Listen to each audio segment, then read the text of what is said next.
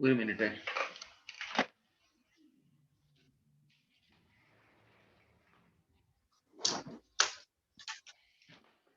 രാമായണത്തിന്റെ 8ാമത്തെ ദിവസത്തിന്റെ പകുതി ഭാഗം നമ്മൾ എത്തി.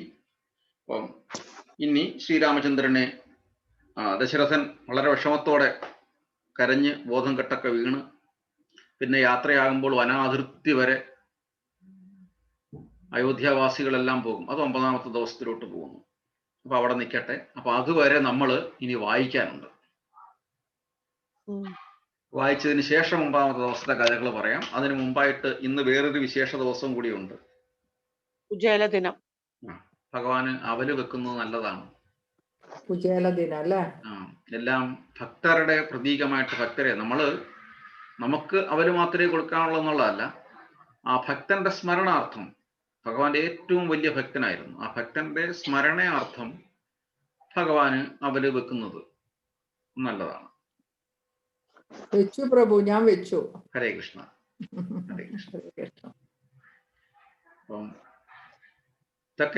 ഇതൊക്കെയാണ് നമ്മൾ ഓർമ്മിക്കേണ്ടത്. ഭക്തനും ഭഗവാനും തമ്മിലുള്ളൊരു ബന്ധം വളരെ വലിയൊരു ബന്ധമാണ്. സുധാമ ഒരിക്കലും ഭഗവാനെ ബുദ്ധിമുട്ടിക്കാൻ പോയിട്ടില്ല. എന്റെ ഇല്ലായ്മ എങ്ങനെ ഞാന് കൃഷ്ണന്റെ അടുത്ത് പറയും? പക്ഷെ സുധാമ എങ്ങനെ കുചേലനായത്? അതാണ്, അത് പറയാം. 5 ഒരു കഥയാണല്ലോ അല്ലെ? 5 മിനിറ്റ് പറയാം. അതായത് ഇതൊക്കെയാണ് കാർമിക് റിയാക്ഷൻ. കർമ്മത്തിന്റെ റിയാക്ഷൻ വളരെ വലുതാണ്. അതുകൊണ്ടാണ് നമ്മൾ എപ്പോഴും കർമ്മഫലം ഇല്ലാതാക്കാൻ വേണ്ടിയിട്ടാണ്. കർമ്മഫലം ഇല്ലാതാക്കുകയും, അതായത് ഗുണമായാലും ദോഷമാണെങ്കിലും നമ്മൾ ഗുണത്തിന്റെ ഫലം എടുക്കുമ്പോൾ തീർച്ചയായിട്ടും ദോഷത്തിന്റെ ഫലവും നമ്മൾ എടുക്കേണ്ടി വരും. അപ്പം രണ്ടും നമ്മൾ എടുക്കാതെ ഭഗവാന് സമർപ്പിക്കാം എന്നുള്ളതാണ് ഭഗവത്ഗീത ഉപദേശിക്കുന്നത്. അപ്പൊ 9ാമത്തെ ദിവസം ഞാൻ അതുകൊണ്ട് സസ്പെൻസ് ആയിട്ട് നിർത്തിക്കാം. 9ാമത്തെ ദിവസം ശ്രീരാമചന്ദ്രന്റെ ആ കാര്യങ്ങൾ ഇത് റിഫ്ലക്ട് ചെയ്യും. ഞാനീ പറഞ്ഞു നിർത്തുകയാണ്. അത് ഒരു സസ്പെൻസ് ആയിട്ട് അവിടെ നിൽക്കട്ടെ. നമ്മൾ വായിക്കുമ്പോൾ മനസ്സിലാക്കുന്നതാണ് നല്ലത്. എന്താണ് ശ്രീരാമചന്ദ്രന്റെയും സീതാദേവിയുടെ ആ ഒരു പൊസിഷൻ എന്നുള്ളത് വനത്തിലെത്തിയിട്ട്. അപ്പം എല്ലാ കാര്യവും അതുകൊണ്ടാണ് ഭഗവത്ഗീത വീണ്ടും പറയുന്നത്, കരോഷി യതസ്നാസി യജ്ജുഘോഷി യഥാസ്യത് തപസ്യസ്യ കൗന്ദേയ പുരുഷമതർപ്പണം. നീ എന്ത് പ്രവർത്തിക്കുന്നുവോ, നീ എന്ത് ദാനം ചെയ്യുന്നുവോ, നീ എന്ത് ഭക്ഷിക്കുന്നുവോ, അത് എനിക്കായി വേണ്ടി ചെയ്യണമെന്ന് പറയുന്നത്. അതുകൊണ്ടാണ് ഈ വൈഷ്ണവര് എപ്പോഴും ഈ നിവേദ്യത്തിന് വളരെ ഇമ്പോർട്ടൻസ് കൊടുക്കുന്നത്. കാര്യം എന്താണ് കുക്ക് ചെയ്യുന്നത് അത് ഭഗവാന് നിവേദിക്കും. അപ്പൊ അവിടെ കാർമിക് റിയാക്ഷൻ വരുന്നില്ല. ഇത് ഭയങ്കരമാണ്. അപ്പം ഇവർ രണ്ടുപേരും, കുചേലനും സുധാമയും ഭഗവാനും നല്ല അടുത്ത സുഹൃത്തുക്കളായിരുന്നു. അപ്പം ഗുരുകുല വിദ്യാഭ്യാസത്തിൽ ഇവരെല്ലാം വനത്തിലേക്ക് പോകും. അപ്പം ഗുരുവിന്റെ പത്നി എന്ന് പറഞ്ഞാൽ സ്വന്തം അമ്മയ്ക്ക് സമമാണ് ഗുരുപത്നി. അപ്പൊ നമ്മുടെ സപ്തമാതാക്കൾ, 7 തരം അമ്മമാര്, ആ 7 അമ്മമാരിൽ ഒന്നാണ് ഗുരുപത്നി. അപ്പം ആ അമ്മ പറയുന്നതെല്ലാം അവിടെ കേൾക്കണം. അപ്പം ഗുരുകുല വിദ്യാഭ്യാസം എന്ന് പറഞ്ഞാൽ അവിടെ ഗുരു പറയുന്നത് മാത്രമല്ല, വീട്ടിലെ കാര്യങ്ങളെല്ലാം ചെയ്തുകൊണ്ടിരിക്കണം. അപ്പൊ അങ്ങനെ അന്ന് വനത്തിലേക്ക് വിറക് എടുക്കാൻ വേണ്ടി പോകുന്ന സമയത്താണ്, ഇപ്പം പോകുന്ന വഴിക്ക് ആഹാരമൊക്കെ കൊണ്ടുപോകും. നമ്മൾ പണ്ട് പാടത്ത് ഹിമാലയൊക്കെ ചെയ്തിട്ടുണ്ടോ? ഞങ്ങൾ പാടത്തിലൊക്കെ കിളി അടിക്കാൻ പോകുന്നു, വിത്തൊക്കെ ഉതച്ചിട്ട്. രാവിലെ പോയിട്ട് വൈകുന്നേരം വരത്തുള്ളൂ. അപ്പൊ ഞങ്ങൾ കൂട്ടുകാരെല്ലാം കൂടെ ഒരുമിച്ച് ഇങ്ങനെ പോകും. അറിയാമോ അതൊക്കെ?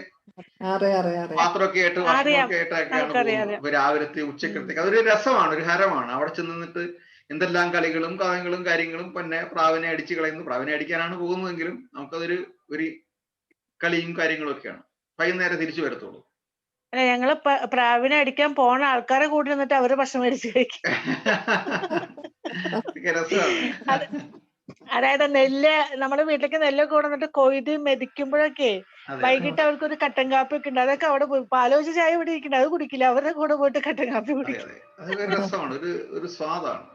അല്ലാത്തൊരു കാലം തന്നെയായിരുന്നു. അതെ അതെ അതെ, ഇപ്പൊ അതൊന്നുമില്ല. അപ്പം അപ്പൊ അങ്ങനെ ഈ ഭക്ഷണമൊക്കെ ആയിട്ടാണ് പോകുന്നത്. പോകുമ്പം വിറകൊക്കെ ഒടിച്ച സമയത്ത് തിരിച്ചു വരാറായ സമയത്താണ് മഴ, നല്ല വലിയ മഴ പെയ്തപ്പോൾ മരത്തിന്റെ കീഴിൽ കയറി നിന്നു. നമ്മളും ചെയ്യാറുള്ളതാണ്. വലിയ മരങ്ങളാകുമ്പം താഴെ ഒട്ടും വെള്ളം വരത്തില്ല.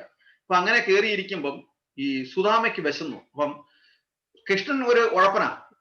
കൃഷ്ണന്റെ പാണ്ടക്കെട്ടെല്ലാം കൂടെ ഈ സുധാമയെ ഏൽപ്പിക്കും. രസം, ഒരു കുസൃതിയാണ്. അപ്പം കൃഷ്ണന്റെ പൊതിയും സുധാമയുടെ പൊതിയും സുധാമയുടെ കയ്യിലാണ്. സുധാമയാണെങ്കിൽ ഈ വലിയ വിശപ്പുള്ള ആളാണ്. അപ്പൊ സുധാമയ്ക്ക് വിശന്നു. സുധാമയുടെ കയ്യിലിരുന്ന പൊതിയെടുത്ത് കഴിച്ചു. കൃഷ്ണനോട് ചോദിക്കുന്നൊന്നുമില്ല. കൃഷ്ണൻ മരത്തിന്റെ ഏറ്റവും മണ്ട കയറി. അപ്പൊ ചോദിക്കാനൊന്നും പറഞ്ഞത് നേരെ മണ്ട കയറി. സുധാമ കുറച്ച് താഴെയാണ് ഇരുന്നത്. അപ്പം മേളിൽ ഇരുന്നുകൊണ്ട് കൃഷ്ണൻ കണ്ടു സുധാമ എടുത്ത് കഴിക്കുന്നത്. കൃഷ്ണൻ ഒന്നും വേണ്ടിയിട്ടില്ല. കുറെ കഴിയുമ്പം സുധാമയ്ക്കും വിശക്കുന്നു. സുധാമയ്ക്ക് വീണ്ടും വിശപ്പ്. തണുപ്പാകുമ്പോ അങ്ങനെയാണ്. നമുക്ക് സാധാരണഗതിയിൽ വിശപ്പ് കൂടുന്ന തണുപ്പാണ്.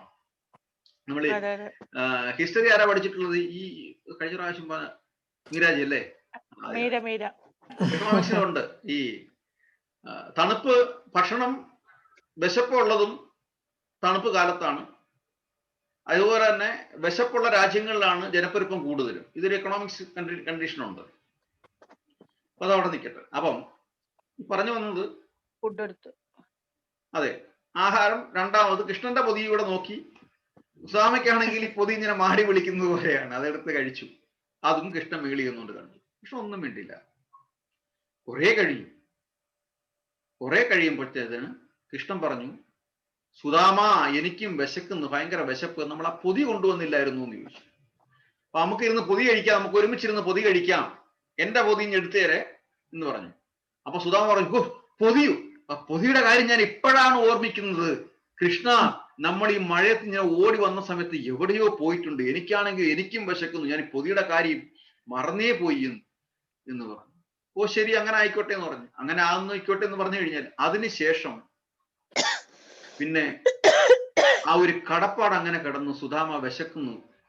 പിന്നെ ജീവിതത്തിൽ വിശപ്പേ ഉണ്ടായിരുന്നു.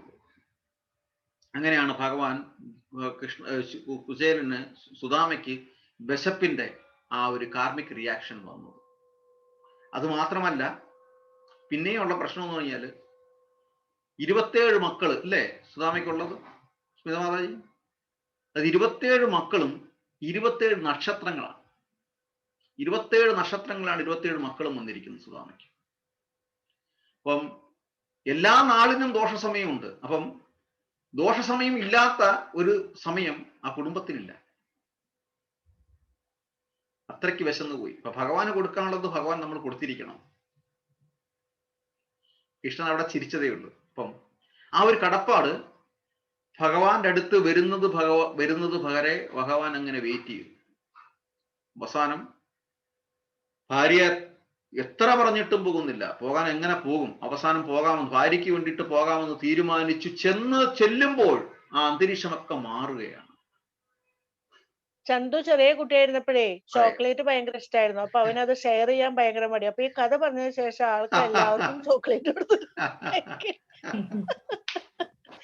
ഭയങ്കര പേടിയാ. അമ്മ കഴിച്ചോളാം, എനിക്കാണെങ്കിൽ പൊതുവെ നമുക്ക് വേണ്ട കുട്ടികളെല്ലാം അമ്മ കഴിച്ചോളാം എന്തായാലും. നന്നായി, സത്യമായ ഒരു കാര്യമാണ്. പക്ഷെ അവിടെ ചെന്നപ്പം അതാ ഞാൻ ആലോചിച്ചത്. അവിടെ ചെന്നപ്പം അവിടുത്തെ കാവൽഭടന്മാര് പോലും അതിശയപ്പെട്ടു. കാര്യം അവര് നോക്കുമ്പം ഇവിടുത്തെ രാജാവ് ദ്വാരകാധിപന്റെ കൂടെ പഠിച്ചിരിക്കുന്ന ആണ് ഈ സുധാമി എന്ന് പറയുമ്പോൾ ആരും വിശ്വസിക്കുന്നില്ല. ചെന്ന് പറയും. അപ്പൊ ചെന്ന് പറയുന്നതിന് മുമ്പേ കൃഷ്ണൻ അവിടെ ഇരുന്ന് കാണുന്നുണ്ട്. കൃഷ്ണൻ അവിടുന്ന് ഓടി വരികയാണ്. ആ മുഷിഞ്ഞ് ആ വസ്ത്രം, കീറിപ്പറിഞ്ഞ വസ്ത്രം, അതൊന്നും നോക്കിയില്ല, കെട്ടിപ്പിടിക്കുകയാണ്. കെട്ടിപ്പിടിച്ച് ആലിംഗനം ചെയ്ത് കൊണ്ടുപോയി സ്വന്തം സപ്രമഞ്ചത്തിൽ ഇരുത്തി പാദങ്ങൾ കഴുകി. അല്ല, കൊണ്ടുവന്ന അവിലെടുത്ത് കഴിച്ചു. ഇല്ല, ആ സമയത്ത് ചെയ്തില്ല, ഒന്നും ചെയ്തില്ല. കഴിക്കാൻ വരുന്നതേ ഉള്ളൂ. പാദങ്ങളെല്ലാം കഴുകി. ഇത്രയും ചെയ്തപ്പോഴത്തേന് സുധാമ കരയുകയാണ്. ഞാൻ എന്തുമാത്രം വിഡ്ഢിയായിരുന്നു, ഞാൻ എന്തൊക്കെയാണ് ചിന്തിച്ചത്, എന്റെ സുഹൃത്ത് എന്നെ മറന്നിട്ടില്ല, മാത്രമല്ല എന്ത് ചെയ്യുന്നു മേഡം. വീണ്ടും വീണ്ടും പലഹാരങ്ങൾ എല്ലാം കൊടുത്തോണ്ടിരിക്കുമ്പം രുക്മിണി അമ്മ കയ്യിൽ പിടിക്കും. ഇനി കൊടുക്കരുത്, കാര്യം എല്ലാം കൊടുത്തു കഴിഞ്ഞെന്ന് പറയും. ഇനിയും കൊടുത്തു കഴിഞ്ഞാൽ ഇനി ഞങ്ങളെല്ലാം ദാസിമാരായി തീരും എന്ന് പറയും. അപ്പം കൃഷ്ണൻ മനസ്സിലുണ്ട്, ചിന്തിക്കുന്നുണ്ട്. സുധാമ കയ്യിൽ കൊണ്ടുവന്നിട്ടുണ്ട്. ഇത് ഈ അനുഗ്രഹം കൊടുക്കുന്നതിന് മുമ്പിട്ടാണ് ചിന്തിക്കുന്നത്. സുധാമ കൊണ്ടുവന്നിട്ടുണ്ട്. സുധാമയുടെ കയ്യിൽ നിന്ന് ഒന്നും വാങ്ങിക്കാതെ ഞാൻ എങ്ങനെ അനുഗ്രഹിക്കും? അത് ഓ സന്തോഷമാണ്. ശരി. ഓക്കെ അപ്പം ഓക്കെ. സുധാമ ചിന്തിക്കുന്നത്, ഞാൻ ഇത്രയും വലിയ കൊട്ടാരത്തിൽ വന്നു, എന്റെ മടിയിലിരിക്കുന്നത് കല്ലും ഒക്കെ ഉള്ള അവരാണ്, മാത്രമല്ല മുഷിഞ്ഞ വസ്ത്രത്തിലാണ് പൊതിഞ്ഞിരിക്കുന്നത്, ഇതെങ്ങനെ ഞാൻ എന്റെ കൂട്ടുകാരന് കൊടുക്കും? സുധാമ ഒന്നും കൊണ്ടുവന്നിട്ടില്ലല്ലോ എന്ന് ചോദിക്കുമ്പോൾ, കൊണ്ടുവന്നിട്ടില്ലേ, നീ ഇത്ര ദൂരം നടന്നു വന്നിട്ട് എനിക്കൊന്നും കൊണ്ടു തന്നിട്ടില്ലേ എന്ന് പറയുമ്പോൾ സുധാമ മിണ്ടുന്നില്ല, ചിന്തിക്കുന്നില്ല. വളരെ വിഷമിച്ചിട്ട് ഒന്നും മിണ്ടാതിരിക്കും, കണ്ണിൽ നിന്ന് വെള്ളം ഒഴുകുകയാണ്. അവസാനം സുധാമ പറയും, നിന്റെ മടിയിൽ എന്തോ കനം ഇരിപ്പുണ്ടെന്ന് കണ്ട് പിടിച്ചു നോക്കുമ്പോൾ, ഇത് കൊണ്ടുവന്നിട്ടാണോ മിണ്ടാതിരിക്കുന്നത്? അവിടെയാണ് രുക്മിണി അമ്മ തടയുന്നത്. അതെടുത്ത് ഫുള്ള് അതേ പടി എടുത്ത് കഴിക്കും. 2 പിടി കഴിക്കുന്നു. 3ാമത്തെ പിടി കഴിക്കുന്ന സമയത്താണ് രുക്മിണി അമ്മ പിടിക്കുന്നത്. അപ്പൊ നോക്കണം, അവിടെ പറഞ്ഞതിന് ഒരു ആശയമുണ്ട്. ഇനിയും കഴിക്കുകയാണെങ്കിൽ ഇപ്പോഴെ തന്നെ എല്ലാ സൗഭാഗ്യങ്ങളും സുധാമയ്ക്ക് കിട്ടിക്കഴിഞ്ഞു എന്ന് പറയും. ഇനിയുള്ളത് ഞങ്ങളെല്ലാം ദാസന്മാരാകും, ദാസിമാരാകും എന്നുള്ളതാണ്. അപ്പം നമ്മൾ കൊടുക്കുന്ന നിവേദ്യം ഭഗവാന് വെറുതെ ഒന്നും വേണ്ട. മാത്രമല്ല, കൊട്ടാരത്തിലിരിക്കുന്ന ഭഗവാന്, ദ്വാരകാധിപനായ ഭഗവാന് സുധാമ കൊണ്ടു കൊടുക്കേണ്ട ആവശ്യവുമില്ലായിരുന്നു. ഉണ്ടോ? ഇല്ല. ഇതാണ് നമ്മുടെ സന്തോഷത്തിന് വേണ്ടിയിട്ടാണ് നമ്മൾ ഭഗവാന് കൊടുക്കുന്നത്, ഭഗവാന് ആവശ്യമുണ്ടായിട്ടല്ല. അപ്പം അത് സുധാമ കൊടുക്കാതിരുന്നപ്പോൾ സുഹൃത്തായതുകൊണ്ട്, തന്റെ ഏറ്റവും വലിയ സുഹൃത്തായതുകൊണ്ട് പിടിച്ചു വാങ്ങിച്ചു. സുഹൃത്തല്ലെങ്കിൽ പിടിച്ചു വാങ്ങിയില്ല, അതങ്ങനെ വിട്ടേക്കും. അപ്പൊ ആ പിടിച്ചു വാങ്ങിച്ച് അത് കഴിച്ചു. സൗഭാഗ്യമായിട്ട് കഴിക്കുന്ന ആഹാര വിഭവങ്ങൾ ഉപേക്ഷിച്ചിട്ട് സുധാമ കൊണ്ടുവന്ന കല്ലും മണ്ണും നിറഞ്ഞ അവല് എടുത്ത് വളരെ സ്വാദോടെ കഴിക്കുമ്പോൾ അവിടെ ഭഗവാൻ സുധാമയെ അനുഗ്രഹിച്ച് കഴിയുകയാണ്. എത്ര മംഗളകരമായൊരു മുഹൂർത്തമായിരുന്നു. എല്ലാം കഴിഞ്ഞ് സുധാമ അവിടുന്ന് യാത്രയായപ്പോൾ ചിന്തിക്കും, എന്നെ എന്തിനാണ് എൻ്റെ ഭാര്യ അയച്ചത്? അതെനിക്ക് ചോദിക്കാൻ പറ്റിയില്ലല്ലോ. എങ്ങനെ ചോദിക്കും? അത്രയ്ക്ക് സൽക്കാരമല്ലേ എന്നോട് ചെയ്തത്, അതിനിടയ്ക്ക് ഇത് ചോദിക്കാൻ പറ്റുമോ? മോശമല്ലേ എന്നൊക്കെ ചിന്തിച്ചിട്ട് നടന്ന് വീട്ടിലെത്തുമ്പോഴാണ് അന്തരീക്ഷമാകെ മാറിയിരിക്കുന്നത്. അവിടെ വീട് മാറിപ്പോയോ, വഴി മാറിപ്പോയോ എന്നൊക്കെ ചിന്തിച്ചു.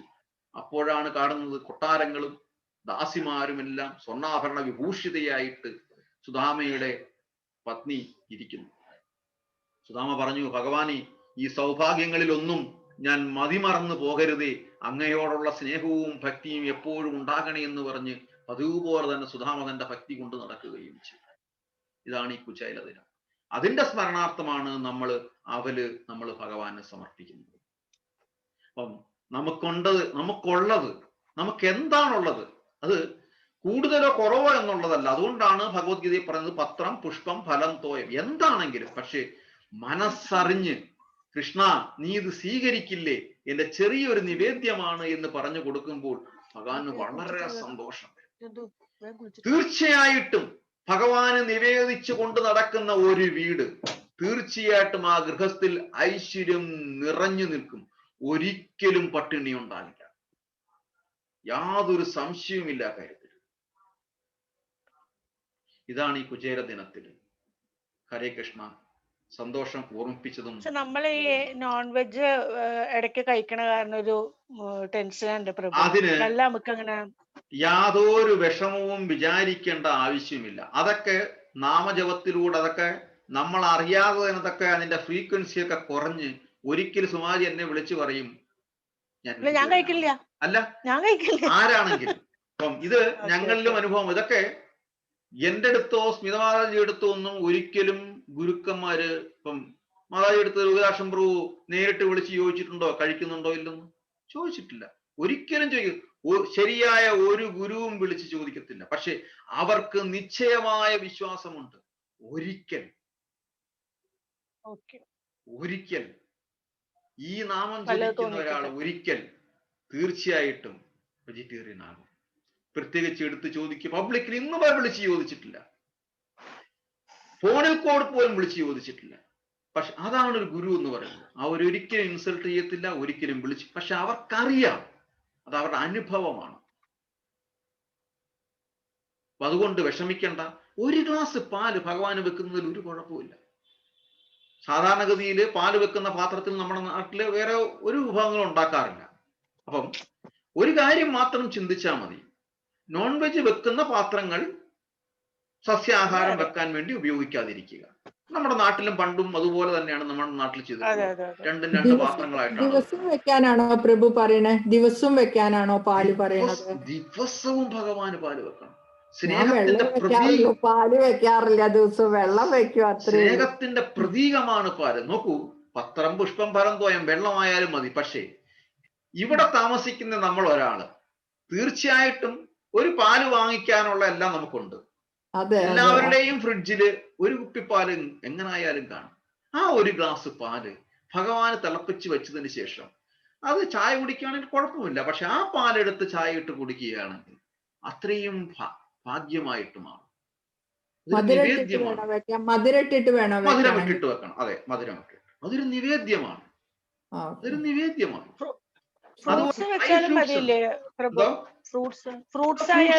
അതെ, ഡ്രൈ ഫ്രൂട്ട്സ് ഉണ്ട്, ഫ്രൂട്ട്സ് ഉണ്ട്.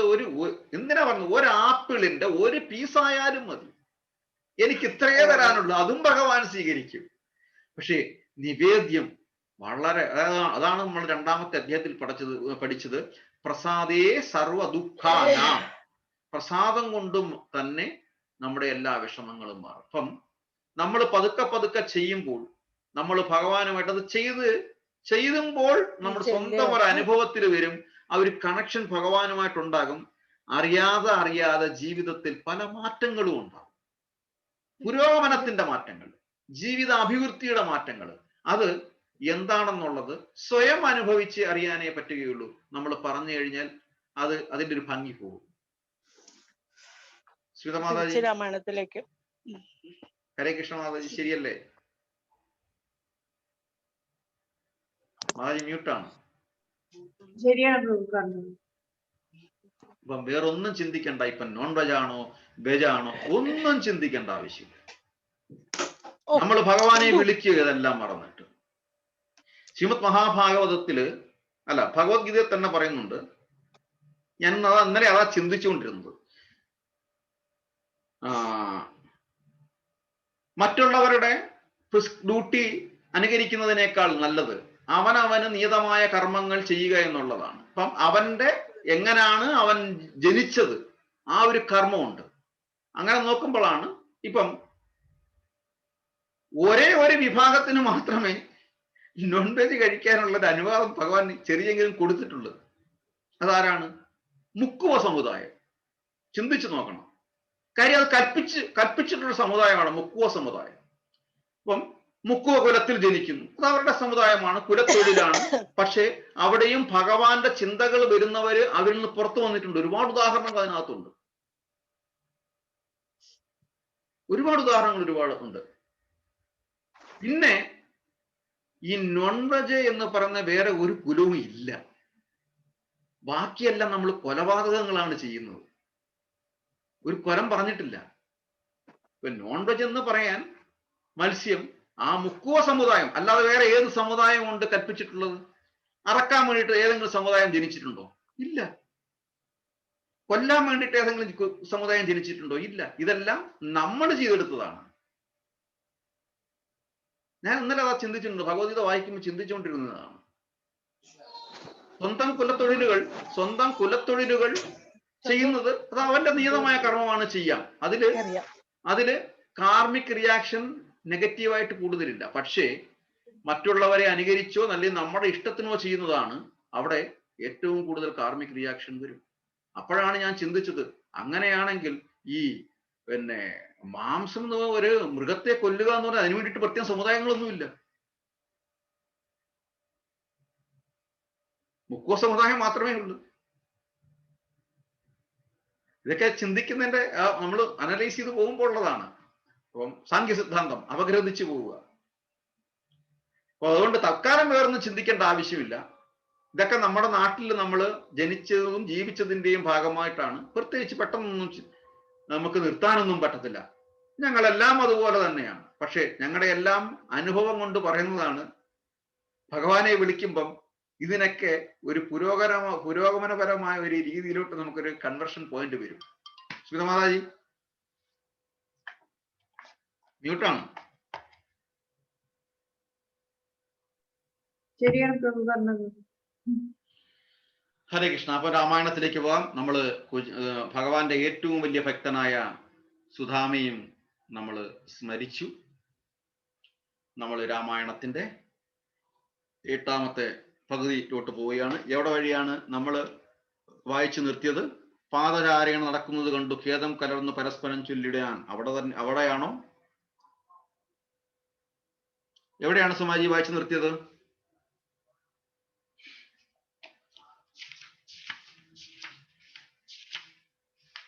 ആ ഭാഗത്ത് തന്നെയാണ്. അതെ അതെ. അഗ്രജൻ തന്നെ അത് വായിച്ചു തുടങ്ങണം അല്ലേ? ഓക്കെ, സുമാജി വായിച്ചു തുടങ്ങുള്ളൂ. അഗ്രജൻ തന്നെ പരിചരിച്ചെപ്പോഴും 1390 ശ്ലോകം നമ്പർ. അഗ്രജൻ തന്നെ പരിചരിച്ചെപ്പോഴും അഗ്രേ നടന്നു കൊള്ളേണം പിരിയാതെ. ഹരേ കൃഷ്ണ. രാമനെ നിത്യം ദശരഥനെന്നുള്ളിൽ ആമോദമോടു നിരൂപിച്ചു കൊള്ളണം. എന്നെ ജനകാത്മജയെന്നുറച്ചുകൊൾ പിന്നെ അയോധ്യയെന്നോർത്തിടവിയെ. മായ വിഹീനമീ വണ്ണമുറപ്പിച്ചു പോയാലുമെങ്കിൽ സുഖമായി വരികതേ. മാതൃവചനം ശിരസി ധരിച്ചു കൊണ്ടാദരവോടു തൊഴുതു സൗമിത്രിയും. തന്നുടെ ചാപശരാദികൾ കൈകൊണ്ടു ചെന്നു രമാന്തികെ നിന്നു വണങ്ങിനാൻ. തൽക്ഷണേ രാഘവൻ ജാനകി തന്നോടും ലക്ഷ്മണനോടും ജനകനെ വന്ദിപ്പാൻ പോകുന്ന നേരത്തു പൗരജനങ്ങളെ രാഗമോടെ കടാക്ഷിച്ചു കുതൂഹലാൽ. കോമളനായ കുമാരൻ മനോഹരൻ ശ്യാമള രമ്യ കളേബരൻ രാഘവൻ.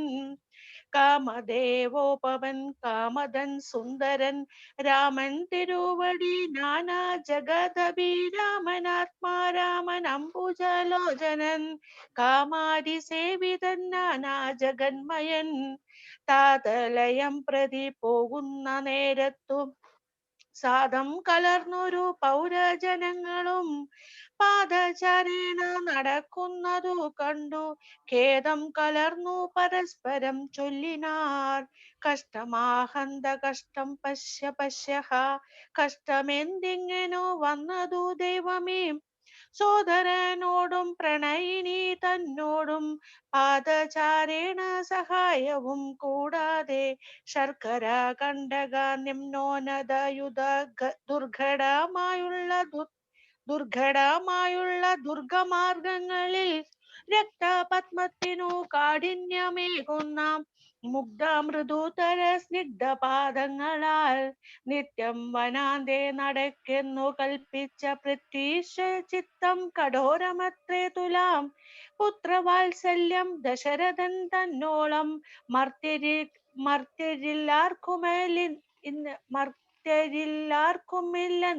ഇന്നലെയോളവും. ഇന്നിതു തോന്നുവാൻ എന്തൊരു കാരണമെന്നതു കേട്ടുടൻ ചൊല്ലിനാനന്യനും. കേകയ പുത്രിക്കു 2 വരം നൃപനേകിനാൻ പോലത്തു കാരണം രാഘവൻ. പോകുന്നതിതു വനത്തിന്നു ഭാരതനും വാഴെന്നു വന്നു കൂടും ധരാമണ്ഡലം. പോകനാമെങ്കിൽ വനത്തിനു കൂടവേ രാഘവൻ തന്നെ പിരിഞ്ഞാൽ പൊറുക്കുമോ?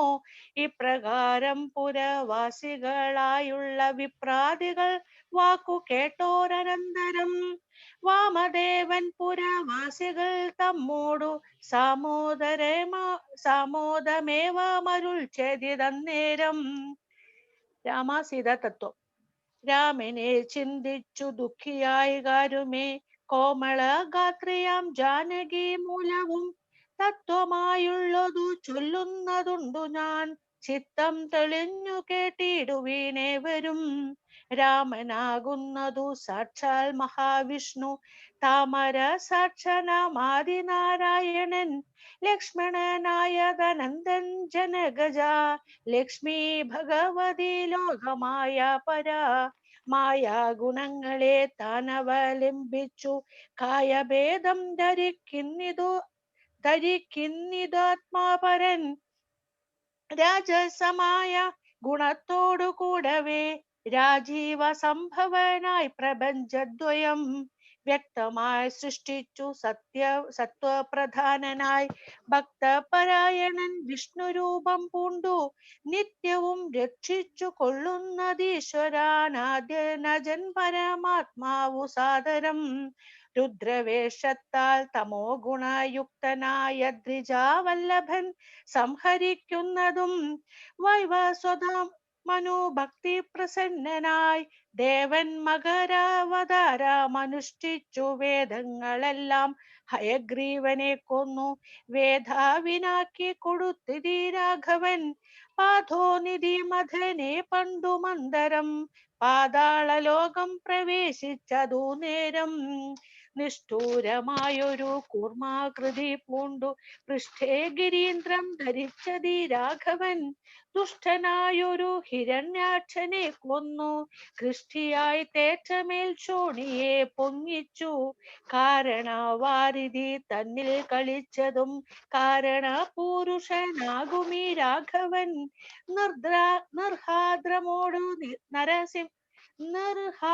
നിർഹാദ്രമോടു നരസിംഹരൂപമായി പ്രഹ്ലാദനെ പരിപാലിച്ചു കൊള്ളുവാൻ, ക്രൂരങ്ങളായ നഗരങ്ങളെ കൊണ്ടു ഘോരനായൊരു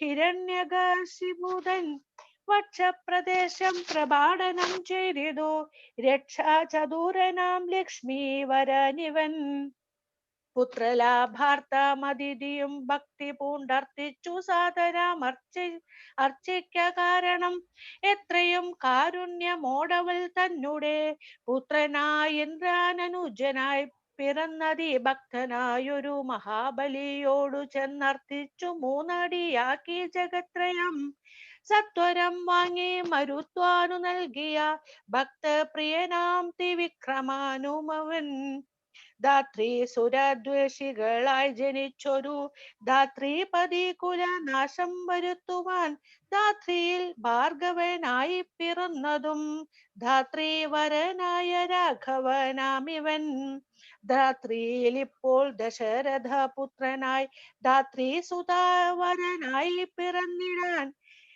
രാത്രിഞ്ചര കുലമൊക്കെ നശിപ്പിച്ചു ധാത്രിഭാരം തീർത്തു ധർമ്മത്തെ രക്ഷിപ്പാൻ, ആദ്യനജൻ പരമാത്മാ പരാപരൻ വേദ്യനല്ലാതെ വേദാന്ത വേദ്യൻ പരൻ, നാരായണൻ പുരുഷോത്തമനവ്യയൻ കാരണമാനുഷൻ രാമൻ മനോഹരൻ, രാവണ നിഗ്രഹാർത്ഥം വിപനത്തിനു ദേവഹിതാർത്ഥം ഗമിക്കുന്നതിൻ കാരണം, മന്ദരയല്ല കൈകേയി എല്ലാരും ഭ്രമിക്കായക രാജാവുമല്ലല്ലോ, വിഷ്ണു ഭഗവാൻ ജഗന്മയൻ മാധവൻ വിഷ്ണു മഹാമായ ദേവി ജനഗജ, സൃഷ്ടിസ്ഥിതിലയ കാരിണി തന്നോടും പുഷ്ടപ്രമോദം പുറപ്പെട്ടതിന്നിപ്പോൾ, ഇന്നലെ നാരദൻ വന്നു ചൊന്നാനവൻ തന്നോടു രാഘവൻ താനും അരുൾ ചെയ്തു, നക്തഞ്ചരാനയോ നിഗ്രഹത്തിന്നു ഞാൻ വ്യക്തം വനത്തിനു നാളെ പുറപ്പെടും എന്നതു മൂലം ഗമിക്കുന്നു രാഘവൻ ഇന്നു വിഷാദം കളവിനെല്ലാവരും, രാമനെ ചിന്തിച്ചു ദുഃഖിയായി കാരുമേ രാമേതി ജപിപ്പിനെല്ലാവരും, നിത്യവും രാമേതി ജപിക്കുന്ന മർത്യനു മൃത്യു ഭയാദികളൊന്നുമേ സിദ്ധിക്കയില്ലത്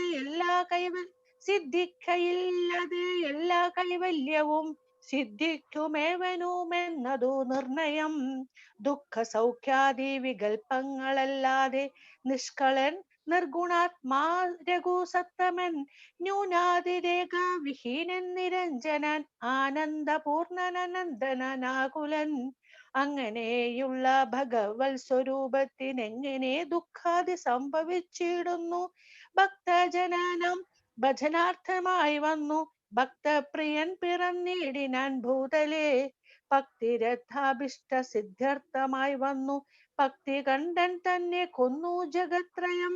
പാലിപ്പതിനായി അവതരിച്ചിടിനാൻ ബാലിശന്മാരെ മനുഷ്യനായി ഈശ്വരൻ. രാമവിഷയമീ വണ്ണമരുൾ ചെയ്തു വാമദേവൻ വിരമിച്ചോരനന്തരം. വാമദേവ വചനാമൃതം സേവിച്ചു രാമനെ നാരായണനെന്നറിഞ്ഞുടൻ. പൗരജനം പരമാനന്ദമായൊരു വാരാനിധിയിൽ മുഴുകിനാരേവരും. രാമസീതാ രഹസ്യം മുഹൂരി ദൃശ്യമാം ആമോദപൂർവകം ധ്യാനിപ്പവർക്കെല്ലാം. രാമദേവങ്കലുറച്ചോരു ഭക്തിയും ആമയാ നാശവും സിദ്ധിക്കുമേവനും. ഗോപനീയം രഹസ്യം പരമീദൃശം പാപവിനാശനം ചൊന്നതിൻ കാരണം. രാമപ്രിയന്മാർ ഭവാന്മാരെന്നോർത്തു ഞാൻ രാമതത്വം പരമോപദേശം ചെയ്തു. താപവും തീർന്നതു പൗരജനങ്ങൾക്കും താപസ ശ്രേഷ്ഠനും മോദാലെഴുന്നള്ളിയും. ഹരേ കൃഷ്ണ. ഇവിടെ നമ്മള് രാമസീതാതത്വം വായിക്കുമ്പോൾ ഒന്ന് രണ്ട് കാര്യങ്ങൾ ഒന്ന് മനസ്സിലാക്കണം. ഇവിടെ വളരെ ശ്രേഷ്ഠമായ ഒരു ഭാഗമാണ് നമ്മൾ വായിച്ചത്. ദശാവതാരം മൊത്തം നമ്മൾ ഇവിടെ പറഞ്ഞു കഴിഞ്ഞു. രാമൻ ആദരാണെന്ന് പറയുന്നു. അവിടെ വീണ്ടും പറയുന്നു, കാരണ വാരിധി തന്നിൽ കളിച്ചതും കാരണ പുരുഷനാകും ഈ രാഘവൻ. അതായത് ഇതിന്റെ ഫർദർ സ്റ്റഡി ഭഗവത്ഗീതയിലും ഭാഗവതത്തിലും വരുന്നുണ്ട്. അതായത് മൂന്ന് വിഷ്ണുക്കളുടെ ഒരു രൂപവിസ്തരണത്തെ പറ്റിയാണ് ഇവിടെ പറയുന്നത്. ക്ഷീരോദകശായി വിഷ്ണു, കാരണോദകശായി വിഷ്ണു, ഗർഭോദകശായി വിഷ്ണു. ഇതൊക്കെ നോട്ട് ചെയ്തോണം. ഭഗവാൻ മൂന്ന് വിഷ്ണുവായിട്ട് മാറുന്നുണ്ട്. അതിനെപ്പറ്റിയാണ് ഇവിടെ പറയുന്നത്. ആ മൂന്ന് വിസ്തരണത്തിൽ നിന്നാണ് പിന്നെ സൃഷ്ടികളും കാര്യങ്ങളും ഒക്കെ വരുന്നത്. അതിനകത്തെ കാരണോദകശായി വിഷ്ണുവിനെ പറ്റിയാണ് ഇവിടെ പറയുന്നത്. അപ്പൊ വിഷ്ണു മൂന്ന്: ക്ഷീരോദകശായി വിഷ്ണു, ഗർഭോദകശായി വിഷ്ണു, കാരണോദകശായി വിഷ്ണു. അപ്പൊ കാരണസാഗരത്തിലാണ്.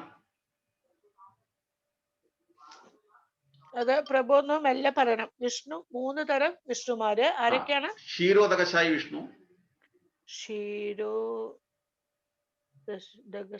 എന്തെങ്കിലും തെറ്റുണ്ടെന്ന് പറയണേ. ക്ഷീരോദകശായി വിഷ്ണു, കാരണോദകശായി വിഷ്ണു, കേട്ടിട്ടില്ല കേട്ടാ. ദകശായി വിഷ്ണു, ദഗശായി ആണല്ലേ? ദഗശായ വിഷ്ണു, ഗർഭോദകശായി വിഷ്ണു. ഓക്കെ. ഈ മൂന്ന് വിഷ്ണു ഉണ്ട്. ഇതിനെ വിഷ്ണു തത്വം എന്ന് പറയും. വിഷ്ണു തത്വം. അപ്പം ഇതിന്റെ ഫർദർ സ്റ്റഡി പോകുമ്പോഴാണ് ഈ കൃഷ്ണനാണ് എല്ലാം എന്ന് പറയുന്നത്. കൃഷ്ണനിൽ നിന്നാണ് ഈ മൂന്ന് വിഷ്ണുക്കൾ ആവിർഭവിക്കുന്നത്. അത് പിന്നെ പറയാം. അപ്പം അവിടെ വീണ്ടും പറയുന്നു. പിന്നെ ലാസ്റ്റ് നാരായണൻ, പുരുഷോത്തമൻ, അവ്യയൻ, കാരണമാനുഷൻ, എല്ലാത്തിന്റെയും കാരണം. അവിടെയാണ് ഫർദർ സ്റ്റഡിയില് ബ്രഹ്മാവ് പറയുന്നത് നമ്മൾ കേൾക്കുന്നത്. ഈശ്വര പരമകൃഷ്ണ സച്ചിദാനന്ദ വിഗ്രഹ അനാദിരാതിർ ഗോവിന്ദ സർവ കാരണം. ഇതൊക്കെ പറയുന്നത് വെറുതെ അല്ല. അപ്പം വാൽമീകി രാമായണത്തിലാണെങ്കിലും എഴുത്തച്ഛന്റെ രാമായണത്തിലാണെങ്കിലും കൃത്യമായിട്ട് കാര്യങ്ങൾ പറയുന്നത്. പക്ഷെ നമ്മൾ അറിഞ്ഞോ അറിയാതെ ഇത് മനസ്സിലാക്കാത്തത് കൊണ്ടാണ് നമുക്ക് കൺഫ്യൂഷൻ. നമുക്ക് ആരും പറഞ്ഞു തന്നിട്ടില്ല. ഇതാണ്. അപ്പം ഈ ഭാഗമൊക്കെ വായിക്കുമ്പോൾ തീർച്ചയായിട്ടും ഇതൊക്കെ ഇങ്ങോട്ട് ഇട്ട് കൊടുക്കണം. ഇതിനെ വിഷ്ണു തത്വം എന്ന് പറയും. വിഷ്ണു തത്വം അഥവാ മഹത്തത്വം.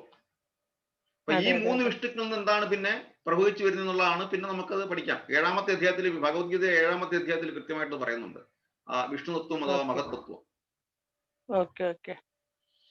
ഇതാണ്. അപ്പൊ യാത്രാരംഭം പിന്നെ മീരാജ് വായിച്ചോളൂ. ചാറ്റിൽ ഇട്ടു. Mahavishnu creates innumerable universe. 2. Garbhodakashai Vishnu enters each universe and creates all the planetary system. 3. Kshirodakashai Vishnu enters in the hearts of all beings as well as into each atom of the universe. Reference ഇട്ടിട്ട് നമ്മുടെ ഗ്രൂപ്പിലോട്ടുള്ളൂ മാതാജി. നമുക്ക് further study നമുക്ക് ഭഗവത്ഗീത വായിക്കുമ്പോൾ നമുക്ക് വായിക്കാം. Okay, not ചെയ്ത് വെക്കുക. യാത്രാരംഭം മീരാജി വായിച്ചോളൂ. രാഘവൻ താതകേഹം പ്രവേശിച്ചുടൻ വ്യാകുലഹീനം വണങ്ങിയരുൾ ചെയ്തു. കൈകേയിയാകിയ മാതാവു തന്നോടു ശോകം കളഞ്ഞാലും അമ്മേ മനസ്സിതേ. സൗമിത്രിയും ജനകാത്മജയും ഞാനും സൗഖ്യവുമാർന്നു പോവാനായി പുറപ്പെട്ടു. ഖേദമകലെ കളഞ്ഞിനി ഞങ്ങളെ താതനാജ്ഞാപിക്ക വേണ്ടതു വൈകാതെ. ഇഷ്ടവാക്യം കേട്ടു കൈകേയി സാദരം പെട്ടെന്നെഴുന്നേറ്റിരുന്നു സസംഭ്രമം. ശ്രീരാമനും മൈഥിലിക്കു മനൂജനും ചീരങ്ങൾ വെവ്വേറെ നൽകി നാളമ്മയും. ധന്യവസ്ത്രങ്ങൾ ഉപേക്ഷിച്ചു രാഘവൻ വന്യചീരങ്ങൾ പരിഗ്രഹിച്ചിടിനാൻ. പുഷ്കരലോചനാനുജ്ഞയാ വൽക്കലം ലക്ഷ്മണൻ താനു മുടുത്താനതു നേരം. ലക്ഷ്മി ഭഗവതിയാകിയ ജാനകി വൽക്കലം കയ്യിൽ പിടിച്ചുകൊണ്ടാകുലാൽ പക്ഷമെന്തുള്ളിലെന്നുള്ളതറിയുവാനായി തൽക്ഷണേ ലജ്ജയാ ഭർതൃമുഖാംബുജം ഗൂഢമായി നോക്കി നാളങ്ങനെ ഞാനിതു ഘാടമുടുക്കുന്നതെന്നുള്ളു ചിന്തയാ. മംഗലദേവത വല്ലഭൻ രാഘവനിംഗീതജ്ഞൻ തഥാ വാങ്ങിപ്പരുഷമാം വൽക്കലം ദിവ്യാംബരോപരി വേഷ്ടിച്ചു സൽക്കാരമാനം കലർന്നു നിന്നിടിനാൻ. എന്നതു കണ്ടൊരു രാജതാരങ്ങളും മന്യരായുള്ള ജനങ്ങളുമൊക്കവേ വന്ന ദുഃഖത്താൽ കരയുന്നതു കേട്ടു നിന്നുരുളിടും വസിഷ്ഠ മഹാമുനി.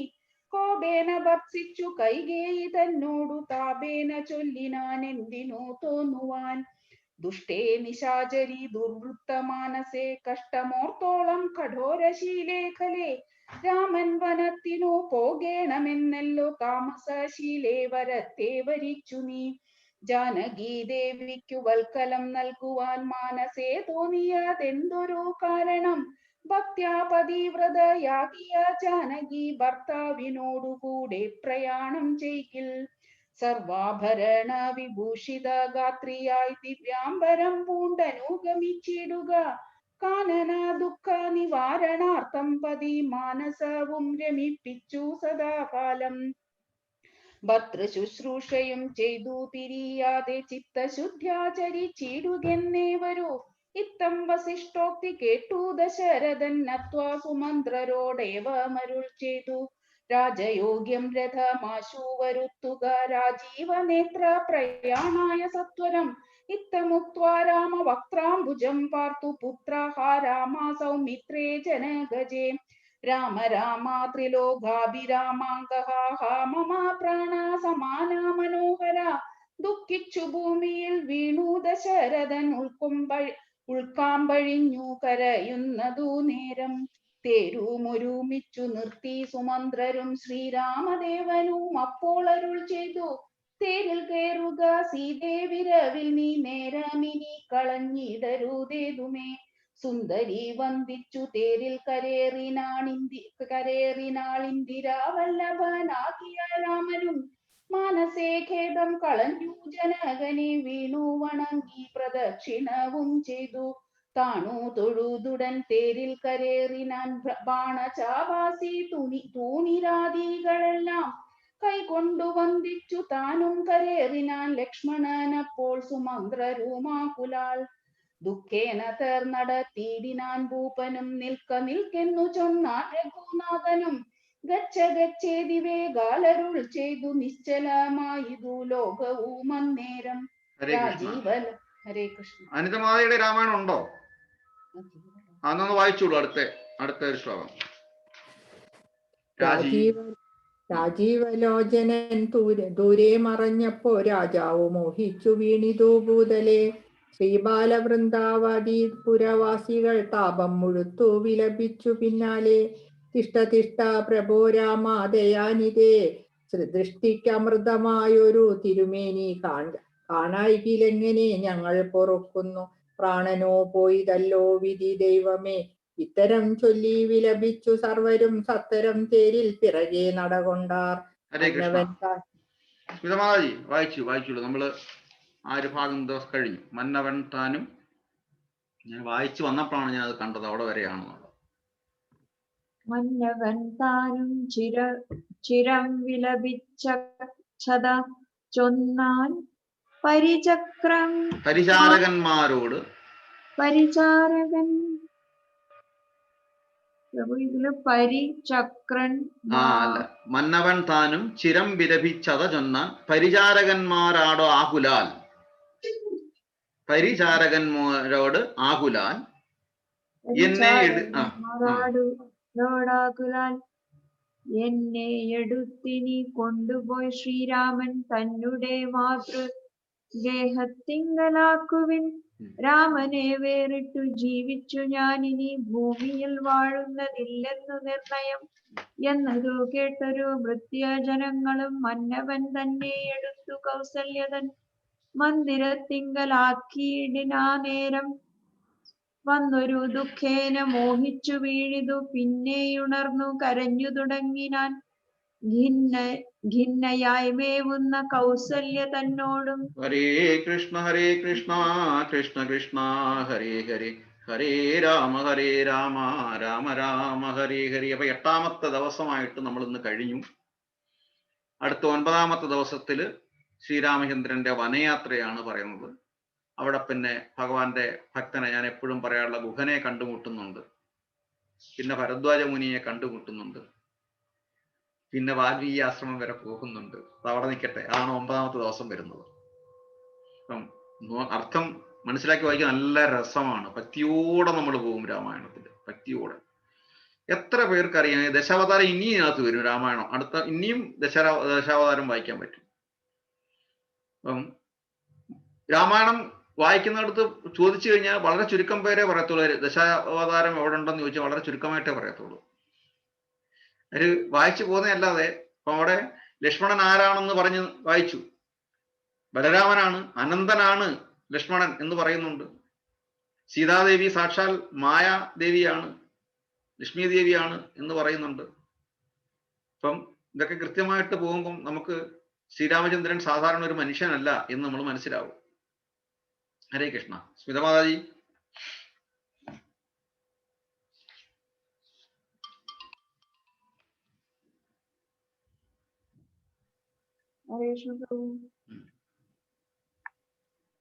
ഇന്ന് കുചേല ദിനമല്ലേ, അപ്പൊ ഞാൻ അതിനെ കുറിച്ച് തന്നെ കണക്ട് ചെയ്തിട്ട് പറയാമെന്ന് വിചാരിച്ചു. ഈവൻ ഇപ്പൊ രാമായണത്തിലായിട്ടുണ്ടെന്നുണ്ടെങ്കിൽ നമുക്ക് പലതരത്തിലുള്ള ഫ്രണ്ട്ഷിപ്പ് നമുക്ക് കാണാൻ പറ്റും. ഒന്ന്, ഞാൻ ഇന്നത്തെ ഒരു ലെക്ചറിൽ കേട്ടത് ദശരഥനും ജഡായുവും തമ്മിലുള്ള ഫ്രണ്ട്ഷിപ്പിനെ കുറിച്ചാണ്. അപ്പൊ അതിലെ സ്റ്റോറി ഇങ്ങനെ പറഞ്ഞിരിക്കുന്നത്, ഒരിക്കലും അയോധ്യയില് വളരെ വരൾച്ചയുണ്ടാവും. അങ്ങനെ പണ്ഡിതന്മാരെയൊക്കെ വിളിച്ച് എന്താണ് കാര്യം എന്ന് നോക്കിയപ്പോ പറയും, ഇങ്ങനെ ശനിയുടെ വക്രദൃഷ്ടി അയോധ്യയിൽ പതിച്ചത് കൊണ്ടാണ് ഇങ്ങനെ ഈ വരൾച്ച ഉണ്ടായതെന്ന് ദശരഥ മഹാരാജിന്റെ അടുത്ത് പറയും. അപ്പൊ ദശരഥ മഹാരാജ് ഈ ശനിയെ കാണാൻ വേണ്ടിയിട്ട് രഥത്തിൽ കയറിയിട്ട് കാണാൻ വേണ്ടി പോകും. അങ്ങനെ ശനി ആദ്യം നോക്കുന്നത് ഈ ദശരഥ മഹാരാജിന്റെ ഈ രഥത്തിലാണ്. രഥം അങ്ങനെ അപ്പൊ തന്നെ ശനിയുടെ ദൃഷ്ടി പതിച്ചതും ആ രഥം അങ്ങനെ കത്തി താഴേക്ക് വീഴും. ആൻഡ് രഥത്തിലുണ്ടായിരുന്ന ദശരഥ മഹാരാജും താഴേക്ക് വീഴാൻ തുടങ്ങും. ആ സമയത്താണ് ജഡായു വന്നിട്ട് ദശരഥ മഹാരാജിനെ തോളില് എടുക്കുന്നത്. പക്ഷെ ശനിക്ക് ദശരഥ മഹാരാജാവ് സ്വന്തം രാജ്യത്തിന്റെ പ്രജകളുടെയും കഷ്ടം മാറ്റാൻ വേണ്ടിയിട്ട് ഇവിടം വരെ വന്നു എന്ന് പറഞ്ഞിട്ട് ശനിക്ക് വളരെ സന്തോഷം തോന്നുകയും അങ്ങനെ അയോധ്യയിൽ നിന്ന് ആ വക്രദൃഷ്ടി എടുക്കുകയും ചെയ്തു. അങ്ങനെ അയോധ്യയിൽ തിരിച്ച് എല്ലാ കാര്യങ്ങളും ശരിയാവുകയും ചെയ്തു. അപ്പൊ അന്ന് ഉണ്ടായതാണ് ഈ ജഡായു ദശരഥനും തമ്മിലുള്ള ഫ്രണ്ട്ഷിപ്പ്. ആൻഡ് പിന്നെ നമുക്കറിയാം, സീതാദേവിയെ കൊണ്ടുപോകുന്ന സമയത്ത് ജഡായു ശ്രമിക്കുന്നുണ്ട് എങ്ങനെയെങ്കിലും തടയാൻ വേണ്ടിയിട്ട്. പിന്നെയുള്ള സ്റ്റോറി നമ്മൾ വരുന്ന ദിവസങ്ങളിൽ വായിക്കാം. പിന്നെ വേറൊരു ഫ്രണ്ട്ഷിപ്പിനെ കുറിച്ച് ഞാൻ കേട്ടത് രാമനും സുഗ്രീവനും തമ്മിലുള്ള ഫ്രണ്ട്ഷിപ്പിനെ കുറിച്ചാണ്. പക്ഷെ അതെങ്ങനെ ചോദിച്ചിട്ടുണ്ടെങ്കിൽ, ബാലിയെ കൊല്ലാൻ ശ്രീരാമൻ സഹായിക്കുന്നുണ്ടെങ്കിൽ പിന്നെ ആ സമയത്താണ് ചതുർമാസം വരുന്നത്. ആ ചതുർമാസത്തില് അവിടെ അവര് ട്രാവൽ ചെയ്യാണ്ട് അവിടെ തന്നെ സ്റ്റേ ചെയ്യുകയും, പക്ഷെ ഈ ചതുർമാസം കഴിഞ്ഞപ്പോൾ സുഗ്രീവൻ മറക്കുകയും ചെയ്യും. പിന്നെ വീണ്ടും റിമൈൻഡ് ചെയ്തതിന് ശേഷമാണ് സുഗ്രീവന് ഓർമ്മ വന്നത് ഞാനിങ്ങനെ വാക്ക് കൊടുത്തിട്ടുണ്ടെന്ന്. പക്ഷെ പിന്നെ അതിനുശേഷം സുഗ്രീവൻ എല്ലാ കാര്യങ്ങളും ഭഗവാൻ ശ്രീരാമന് സീതാദേവിയെ കണ്ടുപിടിക്കാൻ വേണ്ടിയിട്ടുള്ള എല്ലാ സൗകര്യങ്ങളും ചെയ്തു കൊടുക്കും. അപ്പൊ ഈ കൃഷ്ണൻ സുദാമ ഫ്രണ്ട്ഷിപ്പ് എങ്ങനെയാണ് ഫ്രണ്ട്സ് ഉണ്ടായിരിക്കേണ്ടതെന്നുള്ളതിനുള്ള ഒരു എക്സാമ്പിൾ ഭഗവാൻ നമുക്ക് കാണിച്ചു തന്നതാണ് കൃഷ്ണനും സുദാമയും തമ്മിലുള്ള ഫ്രണ്ട്ഷിപ്പ്. അപ്പൊ നമ്മൾക്ക് ഗുരുവിന്റെ ബ്ലെസ്സിങ് ഉണ്ടെന്നുണ്ടെങ്കിൽ എന്ത് വലിയ മിസ്ഫോർച്യൂൺ ആണെന്നുണ്ടെങ്കിലും നമ്മള് ഗുരുവിന്റെ ബ്ലെസ്സിങ് എങ്ങനെ നമുക്ക് കിട്ടാൻ പറ്റും? നമ്മള് ഗുരു പറഞ്ഞ കാര്യങ്ങൾ നമ്മൾ ചെയ്യുന്ന സമയത്ത് ഗുരുവിന് സന്തോഷമാവും. അപ്പൊ നമുക്ക് ഗുരുവിന്റെ ബ്ലെസ്സിങ്സ് കിട്ടും. അങ്ങനെ ഗുരുവിന്റെ ബ്ലെസ്സിങ്സ് കിട്ടിയിട്ടുണ്ടെന്നുണ്ടെങ്കിലോ എല്ലാ കഷ്ടതകളും നമ്മുടെ ജീവിതത്തിൽ നിന്ന് മാറാൻ അത് സഹായിക്കും. നമുക്ക് പ്രഭു പറഞ്ഞ പോലെ പറഞ്ഞു കഴിഞ്ഞിട്ടുണ്ടെങ്കിൽ അതിന്റെ രസം പോകും. പക്ഷെ നമ്മളുടെ ഒക്കെ ജീവിതത്തില് മണ്ലാൽ പ്രഭുവിന്റെ ആയിരുന്നെന്നുണ്ടെങ്കിലും എന്റെ ഒക്കെ ജീവിതത്തില് നമ്മളൊരു കഷ്ടം വന്നപ്പോ ഗുരുവിന്റെ അടുത്ത് പോവുകയും ഗുരുവിന്റെ അടുത്ത് പ്രാർത്ഥിക്കുകയും ചെയ്തിട്ട് ആ കഷ്ടങ്ങൾ എന്താ പറയുക, കണ്ണിൽ തട്ടേണ്ടത് പുരികത്തിൽ തട്ടിപ്പോയ എത്രയോ അവസരങ്ങൾ നമ്മുടെ ജീവിതത്തിൽ ഉണ്ടായിട്ടുണ്ട്. അപ്പോ ഗുരുവിനെ പ്ലീസ് ചെയ്യണം എന്നുണ്ടെങ്കിൽ നമുക്ക് എന്ത് ചെയ്യാൻ പറ്റും? നമ്മൾ ഗുരു പറഞ്ഞിട്ടുള്ള കാര്യങ്ങൾ നമ്മൾ കറക്റ്റ് ആയിട്ട് ചെയ്തു കഴിഞ്ഞിട്ടുണ്ടെങ്കിൽ ഗുരുവിനെ നമുക്ക് സന്തോഷിപ്പിക്കാൻ പറ്റും. ആൻഡ് ഗുരുവിനെ സന്തോഷിപ്പിച്ചു കഴിഞ്ഞാൽ നമ്മളുടെ എന്ത് കഷ്ടതകൾ ഉണ്ടെന്നുണ്ടെങ്കിലും അത് മാറാൻ സഹായിക്കും.